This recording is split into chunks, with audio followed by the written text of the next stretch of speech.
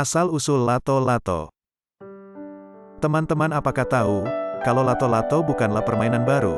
Lato-lato pertama kali muncul dan booming di Indonesia pada tahun 1990-an sampai 1993. Saat itu, adalah kalangan usia 7-15 tahun yang memaikannya. Pada waktu itu, teknologi komunikasi belum secanggih saat ini, belum ada medsos seperti Facebook, TikTok, dan YouTube. Nah, ternyata ada sederet kisah unik tentang lato-lato. Ternyata lato-lato bukanlah berasal dari Indonesia, publik Amerika Serikat, Kanada, dan Eropa sudah lebih dulu mengenalnya sejak era 1970-an. Namanya pun beragam. Ada yang menyebut clackers, clankers, carebanger, click-clacks, dan lain sebagainya.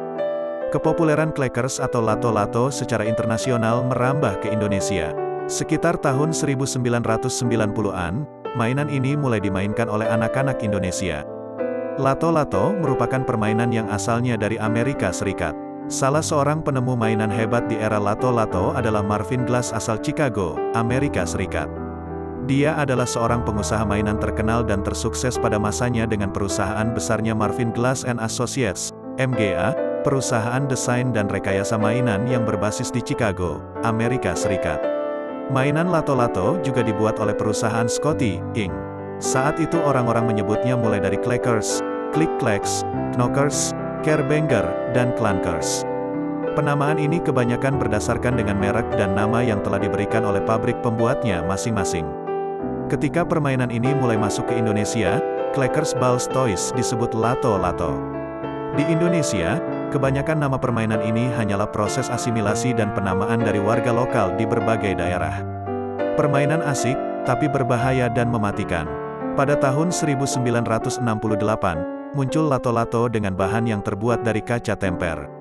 Akan tetapi, mainan dengan bahan tersebut mudah pecah sehingga dapat melukai pemain dan siapa saja yang ada di sekitarnya. Akibatnya, mainan ini sempat ditarik dari pasar Amerika Serikat dan Kanada karena banyak yang terluka saat memainkannya. Lato-lato masuk ke pasar dunia pada akhir tahun 1960-an dan bertahan hingga awal tahun 1970-an. Dua buah bolanya terbuat dari bahan baku berupa akrilik atau kaca yang dapat membahayakan pemainnya dan juga orang-orang di sekitarnya karena cara memainkannya pun dengan dibanting. Ada ribuan orang dilaporkan terluka akibat permainan ini. Hal ini tentu saja sangat berbahaya. Lato-lato juga dikaitkan mirip dengan bolas, senjata berburu yang digunakan oleh para gauko Amerika Selatan, yang digunakan dengan cara dilempar dan akan mengikat pada kaki atau bagian yang diinginkan dari hewan buruan. Dimainkan sebagai permainan kejuaraan kompetisi dunia pada 1971. Peristiwa bersejarah dari mainan lato-lato ini berlangsung di Italia. Pada tahun 1971, di Italia, mainan lato-lato yang sebelumnya dikenal bising yang mengganggu berubah menjadi olahraga yang diakui.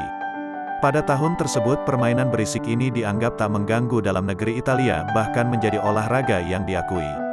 Pada Agustus tahun 1971, Italia menyelenggarakan kejuaraan dunia lato-lato pertama yang diadakan di desa Calcinatello, dekat kota industri utara Brescia. Perlombaan ini diselenggarakan oleh mantan petinju dan pastor paroki, menarik penggemar lato-lato dari seluruh negeri Italia.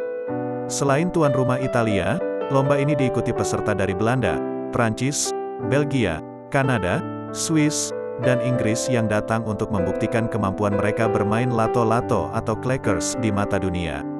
Setelah kompetisi yang menegangkan dan memekakkan telinga, Gualtiero Panigale, seorang restorer furnitur berusia 19 tahun asal Italia, menjadi juara lato-lato dunia pertama. Tidak ada piala atau medali untuk para pemenang, tetapi hadiahnya termasuk celaret lokal, salami, domba hidup, ayam, keju, dan sekeranjang buah. Kisah mistis di balik kemunculan lato-lato zaman dulu di Indonesia. Banyak orang tua zaman dulu mengaitkan kemunculan lato-lato sebagai pertanda akan datangnya peristiwa mengerikan seperti pembunuhan untuk tumbal dan lain-lain. Bahkan peristiwa politik yang mengorbankan nyawa juga diawali dengan merebaknya mainan ini. Namun, sebagian orang beranggapan bahwa ini hanyalah mitos yang dibuat-buat agar anak-anak tidak lagi memainkan permainan yang berisik dan mengganggu ketenangan tersebut. Dinyatakan sebagai permainan yang menghina pemerintah Mesir pada tahun 2017. Pada tahun 2017, Mainan ini sempat tenar di Mesir karena pernah dimainkan oleh Presiden Abdel Fattah el-Sisi. Tapi, sebutan populernya saat itu yang bernama Sisi's Ball yang artinya bolanya Sisi, menjadi bahasa slang yang seolah menghina Presiden Mesir saat itu. Alhasil, kepolisian Mesir menahan 41 penjual dan memusnahkan 1.400 lato-lato kala itu. Demikian teman-teman sekilas info tentang permainan yang sedang hits saat ini yaitu lato-lato. Semoga menghibur dan menambah wawasan teman-teman semua. Sampai jumpa di video selanjutnya dan terima kasih.